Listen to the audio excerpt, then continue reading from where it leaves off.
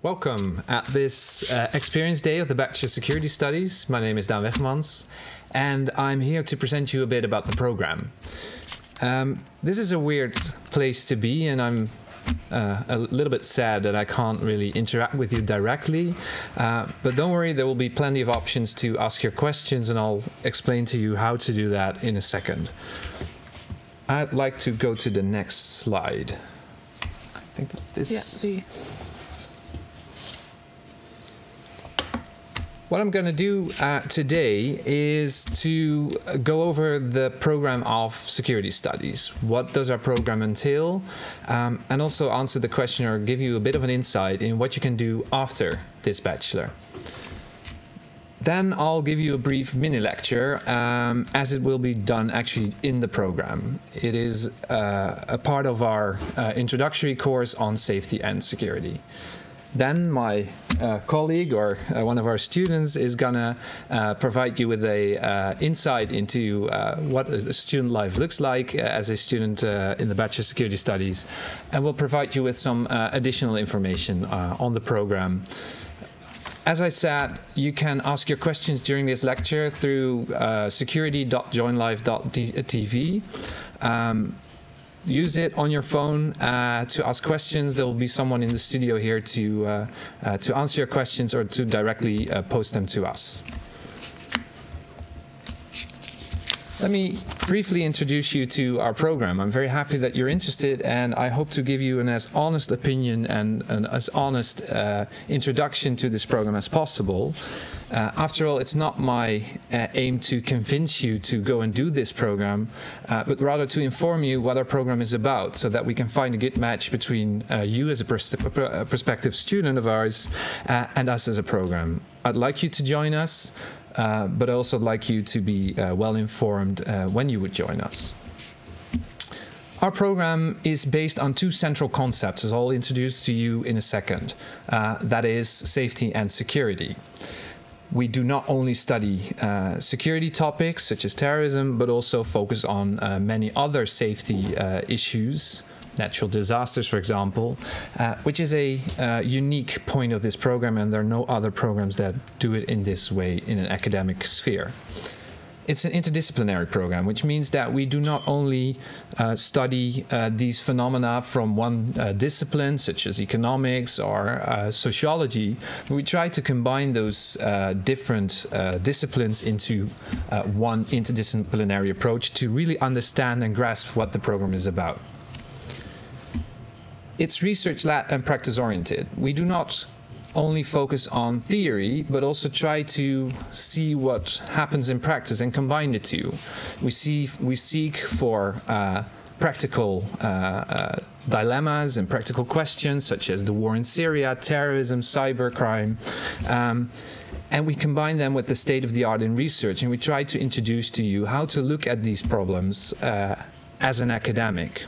We have this three-step approach. We explore a certain topic, we try to understand it, and then we try to do security by using our knowledge and seek to understand how we can actually approach and prevent certain problems from spreading or mitigating their effects at least.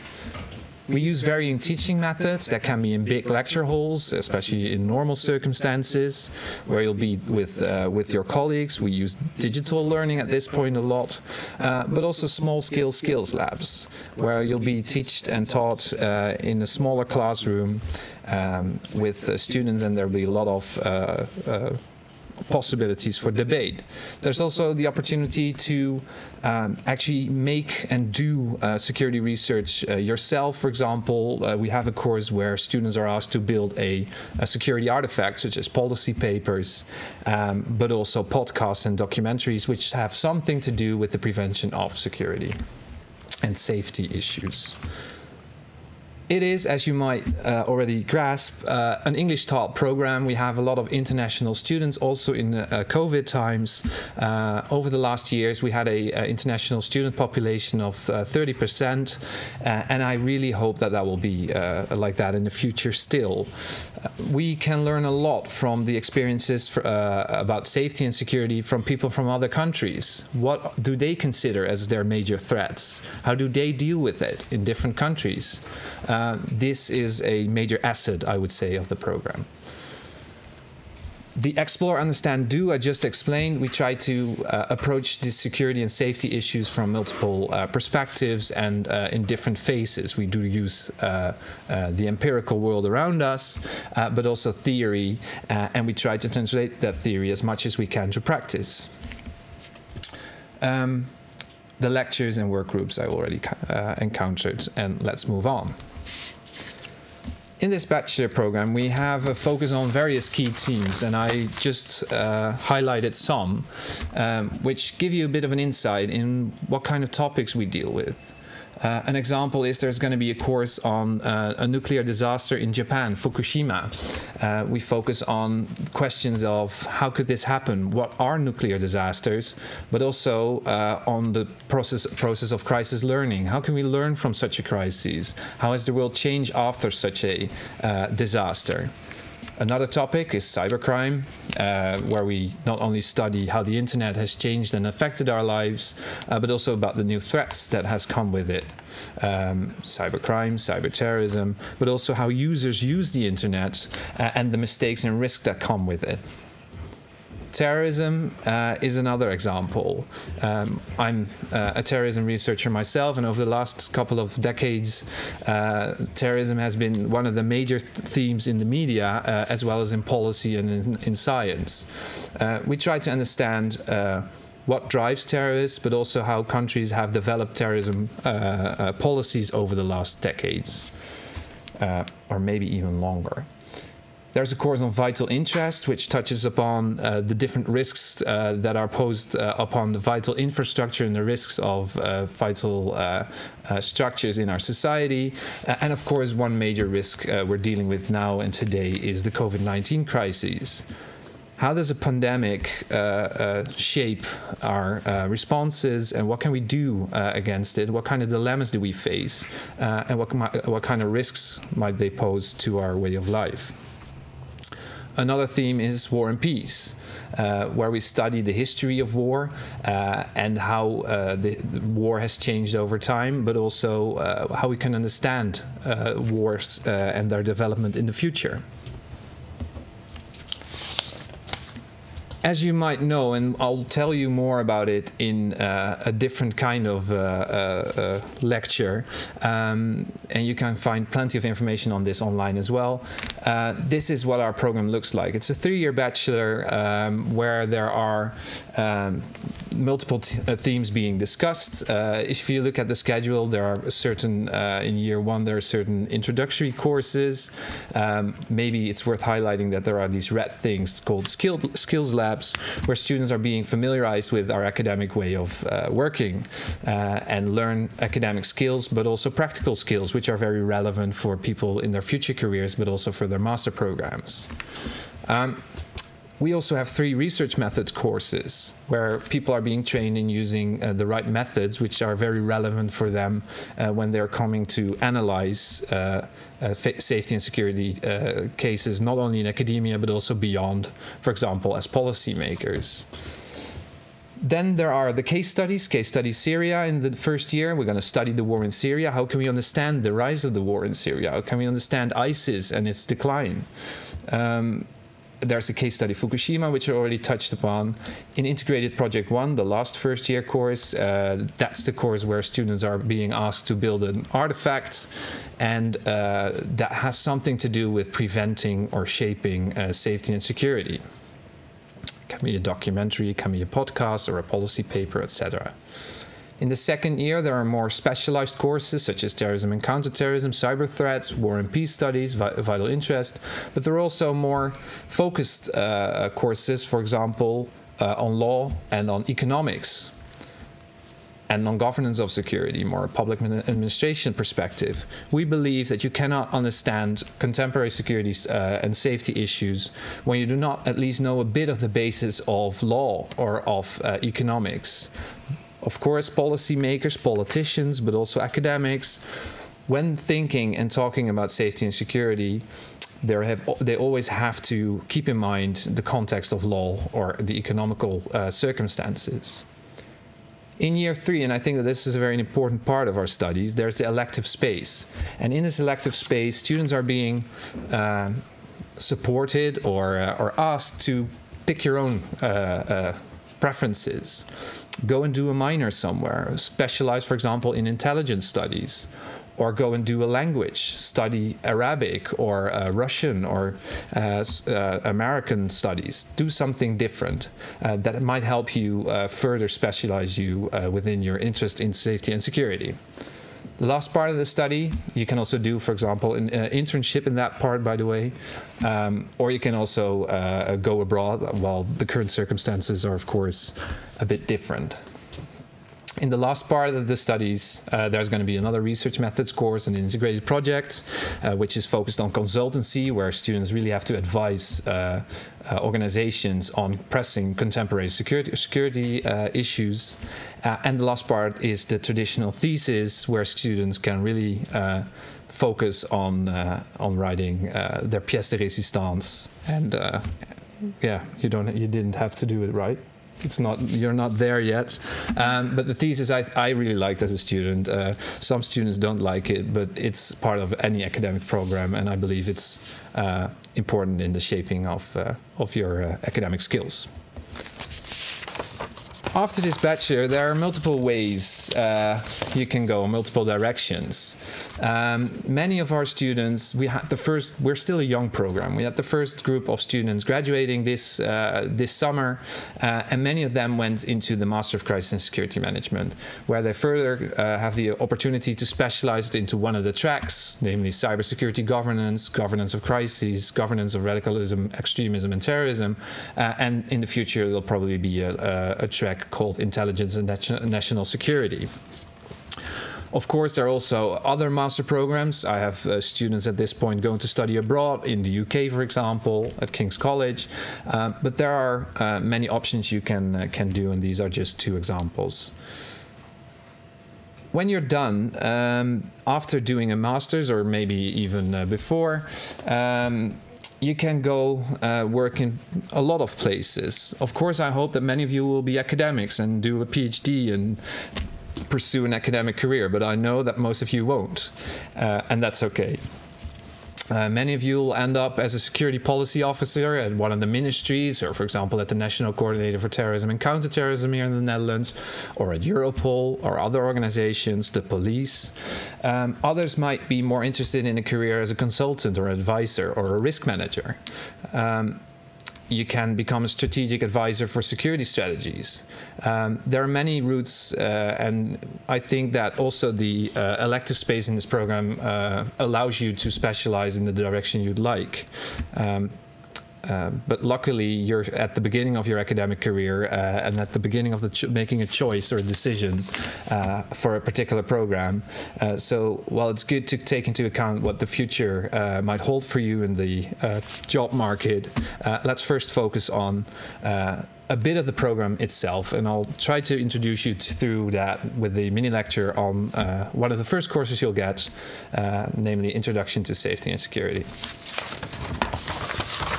Our program is built around 2 terms, and that is security and safety.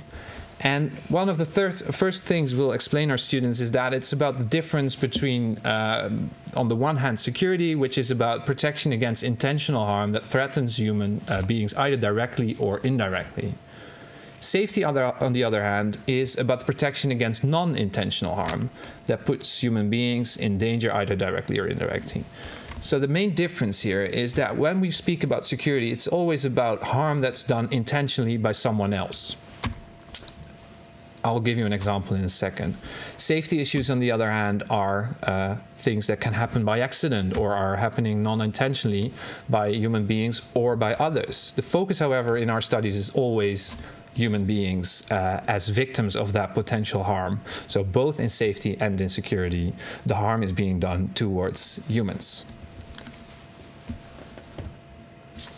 You might already have in mind, but I'd like to ask, and normally I would interact with the room and ask the question: if we have those two central concepts, what is this an example of? And I hope you already instantly thought, based on the previous slide, this is an example of a safety case or a safety. An earthquake, a flood, a hurricane, all these kind of crises and disasters are examples of safety cases.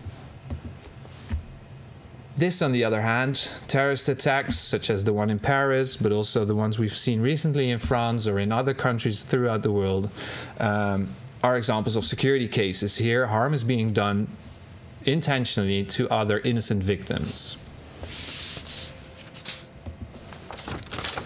Safety and security issues are high on the policy agendas, or actually any agendas, civil agendas, but also, as I said, policy agendas, political agendas. There are multiple reasons for this. We see that safety is one of the key things in life. As we look also, this is an example of a survey which has been done quite regularly. And one of the example of this survey is that they've asked, what are the main concerns in your country? What are you most worried about?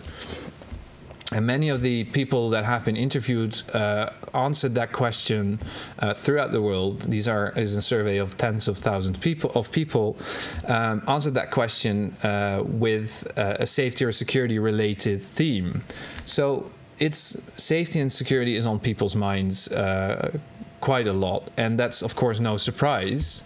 But one of the first questions we should ask is, why is this the case? Why aren't we surprised that many people are worried about safety and security issues when they're being asked what their main worry is? Well, first of all, because it's a basic need. We should study the issues of safety and security because it's the basic of our existence. And that's why it was a surprise when we were designing this program that there wasn't a particular focus like we developed on safety and security in an academic program, because it's such an elementary need.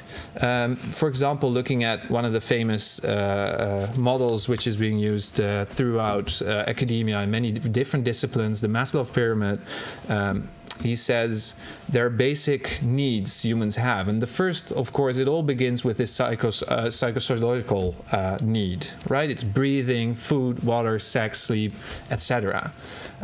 But right after that, right after we've secured that we could actually live, there is the safety, and which he called safety, but we could also make it security, where we secure our body from threats, from danger, from others, and secure the lives of our family members, secure our health and our property.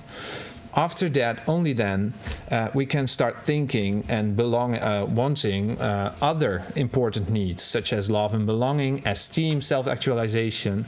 But all these things that matter, friendship, self-esteem, morality, and that kind of things, they're all based on these two bottom layers of the pyramid, namely the basic existence through food and water, but also the security and safety of ourselves, and then we can start thinking of other things. So that's one of the reasons why we should really take seriously in understanding safety and security.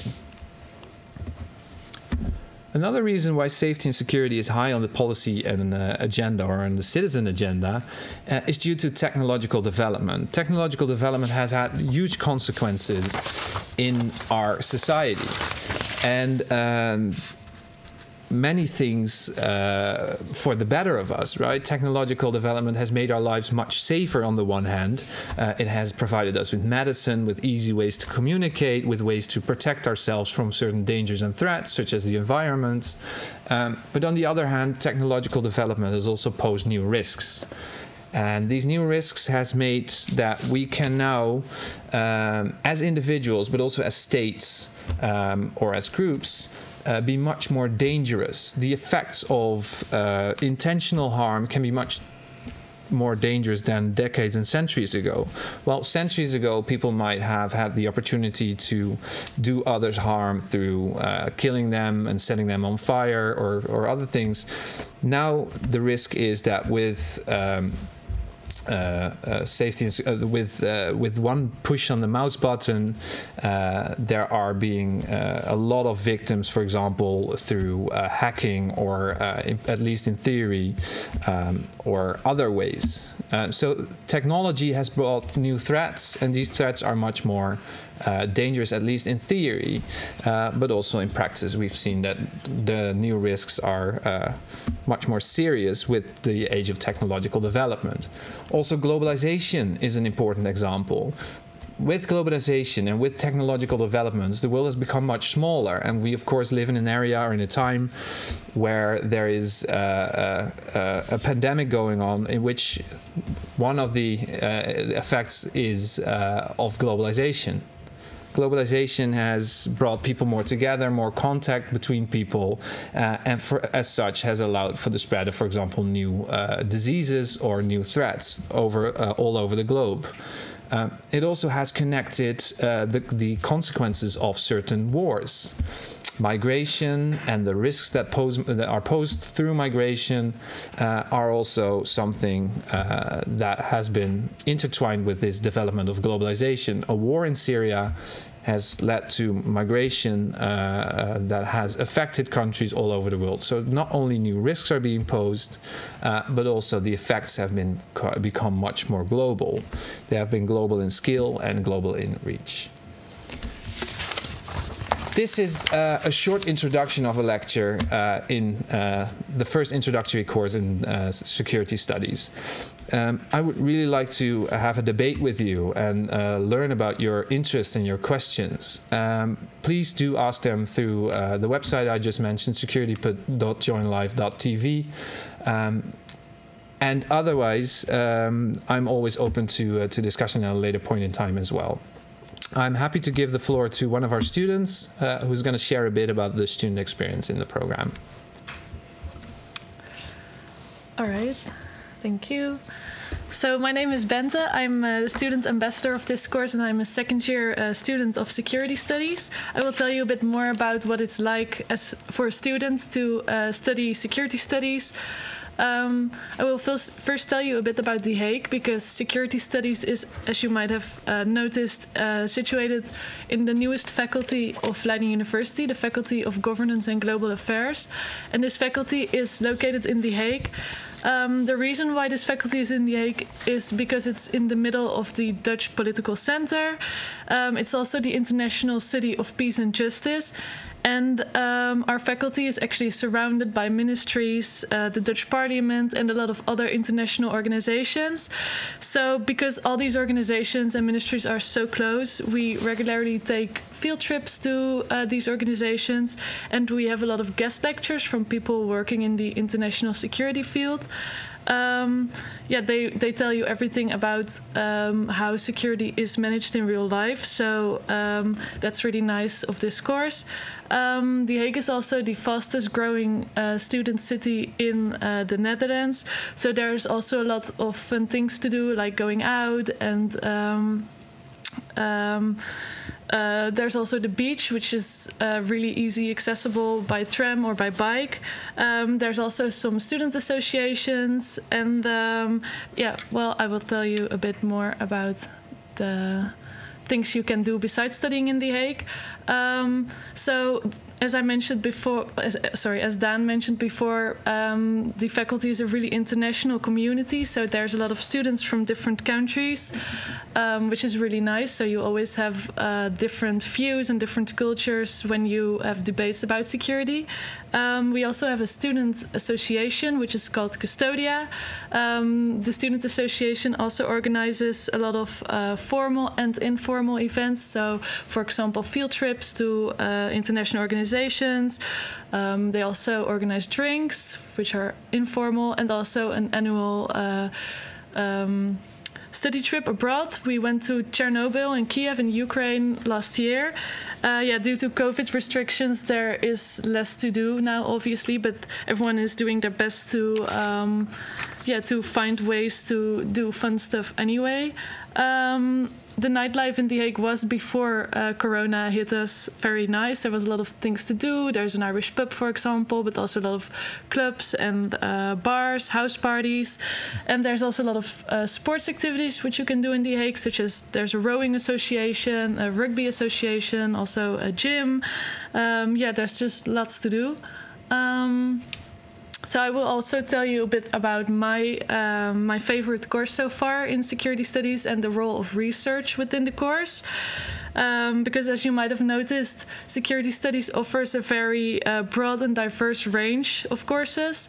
We don't really focus on one discipline, but we study security through a lot of different lenses and disciplines. My favorite course so far was where both case studies actually from the first year and the course Terrorism and Counterterrorism from the second year, which I'm doing now.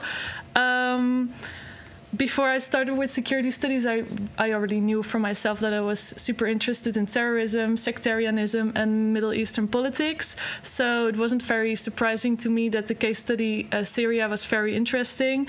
But I think looking back on my first year, the case study Fukushima was very surprising to me because in high school I was really bad at physics and maths and science. So I kind of feared this course because there's a lot of guest lectures from TU Delft as well about nuclear engineering and nuclear safety. So I was kind of scared that it would be too hard for me, but this wasn't the case at all because you get a lot of good lectures on how you can study these things, so nothing to worry about. And because it was so new to me, the whole subject, I really enjoyed it because I've never really so I never really studied Japan and nuclear engineering, etc. before, so that was really refreshing to me. In case study in case study Fukushima, you will explore the nuclear disaster in Japan.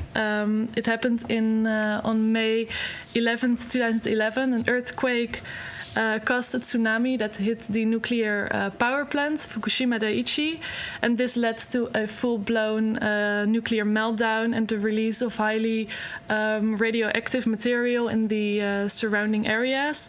And this disaster is, as Dan already explained, an example of a non-intentional threat, so it's a safety issue. I also want to tell you a bit more about the role of research within the course, because security studies is an academic course, so this means that it is taught by academics, by people that are currently doing research about security. So research is a big part of the course. The course so as a student you will also learn yourself on how to do research, and we have quite a lot of assignments where you have to conduct your own research about a specific topic. And especially during the first year you will learn a lot about research ethics, different types of research, for example qualitative and quantitative research, on how to collect data and how to conduct, for example, surveys or interviews on an academic way. In the final block of year 1 and in the first block of year 2 you have a whole block devoted to doing research and developing your own research skills. So yeah, research is a big part of the course because we get a lot of questions about that. We will also tell you a bit about how COVID changed the course, because before COVID, studying at the university was really different than now, of course. So a typical week for me, this is a week for me, actually, a screenshot from my agenda. As you see, the blue blocks are everything university related. So I have some lectures. The WGR is a work group, a skills lab. Purple is everything that I do for my work, because I have to make money, obviously, to pay rent for my student house. And I go sporting as well, as you can see. And orange is everything that I do just for fun. But yeah, as you can see there, the blue blocks is still there. We still have a lot of contact hours, even during Corona, but it's all online. So you just log into Cultura, actually it's the same platform you're using today, and you get lessons from there out. And Dan will tell you a bit more about online teaching. So over the last months, we were very much challenged, as many universities and many schools probably, by getting our teaching for a large part online. And I think we did rather well in that. It took a lot of effort also from staff and also from the students. It's different when you're at home by your computer, and as you might experience in your high school or wherever you are at this point, watching a computer is different, to say the least, from being somewhere present in a room and having that direct interaction.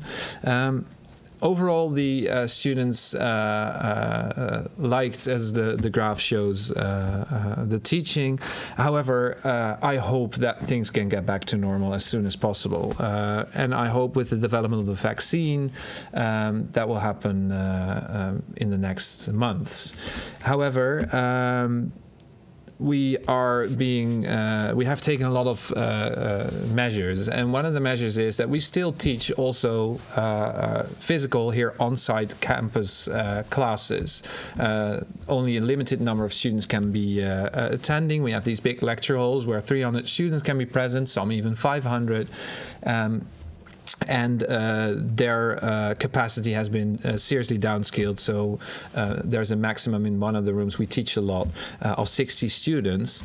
However, every student has the opportunity to sign up and be present, and that system works rather well. We also experiment a lot with blended learning, where we present our work and our classes both online and offline. So everything is being recorded, which means that international students who unfortunately cannot be here, or those who suffer from health issues, they can all participate in class through the internet. So this year no one has to be on site when they do not want to. However, if they'd like to, there's always be the opportunity to actually participate in the on-site lectures. And I think that works rather well. Many of the professors and staff members have office hours. They're approachable through email or through MS Teams, and we try to do the best we can to maintain interaction. I think that goes rather well. We also have this mentor system, and you haven't been a mentor, right? No, this year. No. Yes, but there has been these mentor sessions where first-year students, because we really want them to be part of this BUS community, so the Bachelor Security Studies community, and one of the things how we try to achieve that is through this mentoring system, where there are second and third-year students directly connecting with the first-year students in mentor groups, where there's the opportunity to discuss practical matters. How do I sign in for certain courses? Where can I find my grades? That kind of stuff. But also fun stuff. Online pop quizzes, having meetings to discuss movies, giving extracurricular guest lectures through these mentor groups. So all different ways to get to know each other, your peers, but also the senior students, and creating that community, which I value a lot in our studies. This is the basics of what we want to discuss, and I seriously mean it, that I hope you have the opportunity to explore, because I'm jealous in a sense, because you're at a point where you can have, the whole world is right ahead of you or in front of you, and you can see what you want to do. You can see different studies and explore different kind of topics which you'd like. One of the things, there is someone holding a sign here and saying, please remember, if there are any questions, please do. So you can always post your question through security.joinlife.tv. We're here to answer them now or in the next moments. But the point I was making was much more important. Namely, take it very seriously, the time you have now. Explore, see what you want to do, and try to find a fit between you and the program you'd like to follow. I think our program is definitely an interesting one, and I hope that you can consider it after having seen this first lecture. Consider your interests, consider also what you'd like to do in the future, from becoming a policy advisor, an academic, or a security specialist somewhere. I've seen over the last years, I've seen students doing the most great internship, which I wish I would have done when I was a student. Students who are doing internship with defense, who are having serious responsibilities within defense. Others are working with the police, and again, others are doing internship at think tanks. So you see that there is this broad interest in the topic of security, and there are many ways where you can go. And I really hope that you'll make the right decision when it's so far. But now take your time to explore. If you'd like to know more about this program, there are several events. One of the events is upcoming in December, which is the Student for a Day event, where there will be more experiences on actually present lectures. There's also the webinar, in which I'll give a similar lecture as today, a bit more in detail about what the program is about. And then there's the my favorite session, where I get to meet your parents, and I'll provide them with information about this study. I'll talk to them about the program, what Leiden University is, what Leiden University can do for you and for their kids. But also always the pressing questions, what can they do when they're done? I'll try, if you'd like this program, I'll try to inform them as good as possible so that they will support you in making your decision. But also it's an invitation to all parents. If you have any questions, please join us at the 18th of January. For more information about registration, go to universiteitleiden.nl/security studies or contact for practical questions on the program our student ambassadors or our study coordinator. The study coordinator can provide you with insights on all sorts of practical matters, for example, in the signing up process. There's a question which is, there's a possibility to study abroad, right? Yes, there is. However, of course, as you might understand, it all has to do with the measures surrounding Corona, COVID. At this point, Leiden University and many other universities do not support studying abroad. However, we have our international office, which is very much willing to help you with the different dilemmas and the dimensions of that. And I hope by the time you get to your third year, there's the elective space, and as part of this elective space, you can do a minor, an internship, but studying abroad, going to a university somewhere else around the globe, can be a serious option too. You can get study points for that as well. Bente, maybe you know fellow students who went abroad?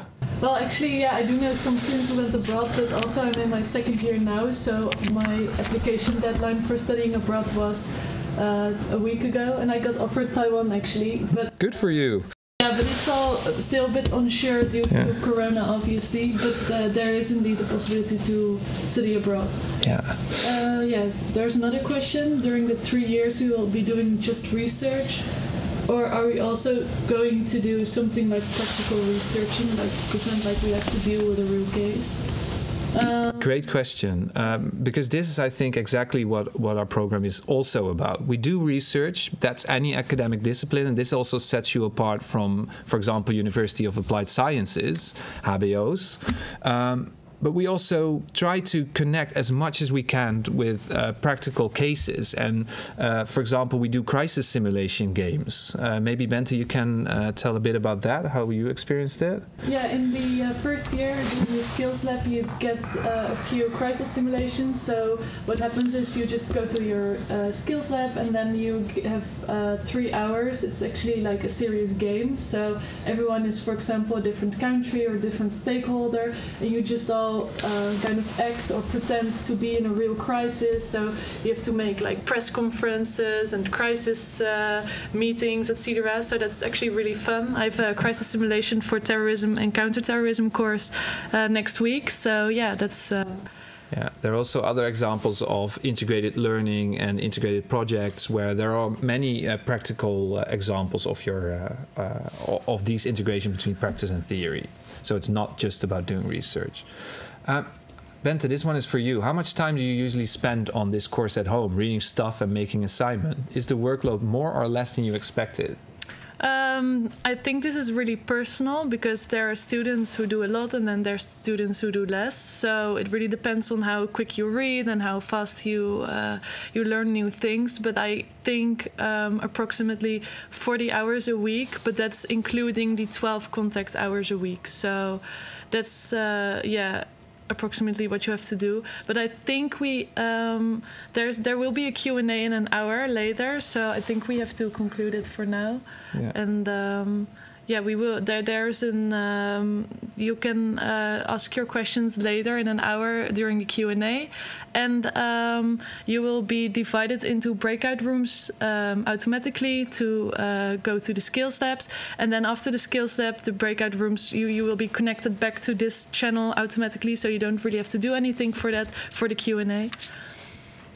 There are still great questions. I promise they'll be answered during the Q&A later, or can always send me an email. I think the question about management roles is a great one, and there are different practical skills in which we try and prepare you for your different roles in after academia. Thank you for your time, and I look forward to meeting you in person or through this medium. Take care.